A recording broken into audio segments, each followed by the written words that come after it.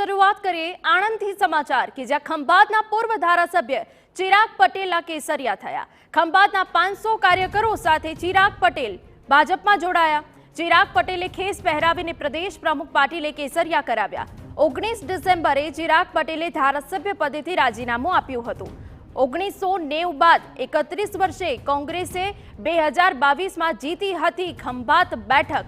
કોંગ્રેસે બેઠક આંચકી લેતા ભાજપને મધ્ય ગુજરાતમાં ફટકો પડ્યો હતો અને જે વિગતો મળી રહી છે તે પ્રમાણે ખંભાતના પૂર્વ ધારાસભ્ય ચિરાગ પટેલે કેસરિયા ધારણ કર્યા છે અને બીજેપીમાં જોડાયા છે। 500 કાર્યકરો સાથે ચિરાગ પટેલ ભાજપમાં જોડાયા હોવાની વિગત મળી રહી છે।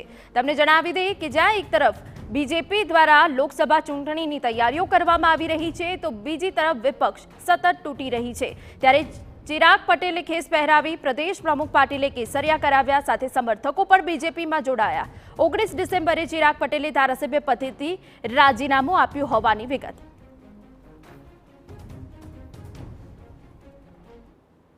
આકલાવ તાલુકાના 156 આવી ત્યારે બધા અભિનંદન આપતા હતા। મેં નેશનલ એક્ઝિક્યુટિવમાં કહ્યું કે મારી આંખમાં આંસુ દેખાતા નથી પણ હૃદય રડે છે। 156 આવ્યા, થોડુંક રહી ગયું, 26 સીટ રહી ગઈ અને 26 સીટ કેટલા મત માટે રહી ગઈ તમને ખબર છે?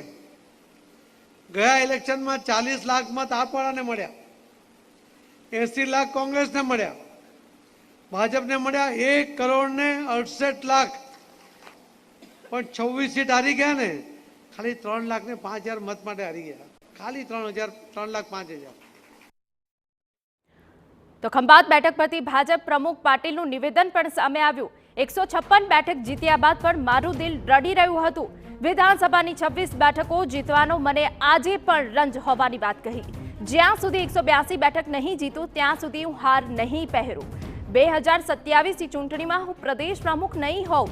2027માં 182 બેઠક જીતીશું ત્યારે હું હાર પહેરીશ। ચિરાગ પટેલે 1.5 વર્ષમાં પોતાની ભૂલ સમજાઈ। હું ખંભાતના વિકાસથી તમને ખાતરી આપું છું। તો સંકલ્પ કરેલો હતો કે 182 જીતો ને પછી જ હાર પહેરું। હવે તો બીજું ઇલેક્શન આવશે ને વિધાનસભાનું, ત્યારે હું તો પ્રમુખ નહીં હું, આપણે તો એટલો ટાઈમ રાખતા જ નથી, પણ તમે જીતાડજો 182 ને મને ફોન કરજો, હું પહેરી લઈશ। ત્યારે જેટલા વચનો હતા ને આજ દિન સુધીમાં એ બધા વચનો જો કોઈએ પૂર્ણ કર્યા એ ભારતીય જનતા પાર્ટીની સરકારમાં મોદી સાહેબે કર્યા છે। અને એવી પાર્ટીને છોડીને કોંગ્રેસમાંથી જીતીને આવવા તો શું ફાયદો? એ ભૂલ સમજાય ચિરાગને એટલે ચિરાગ સમજી ગયો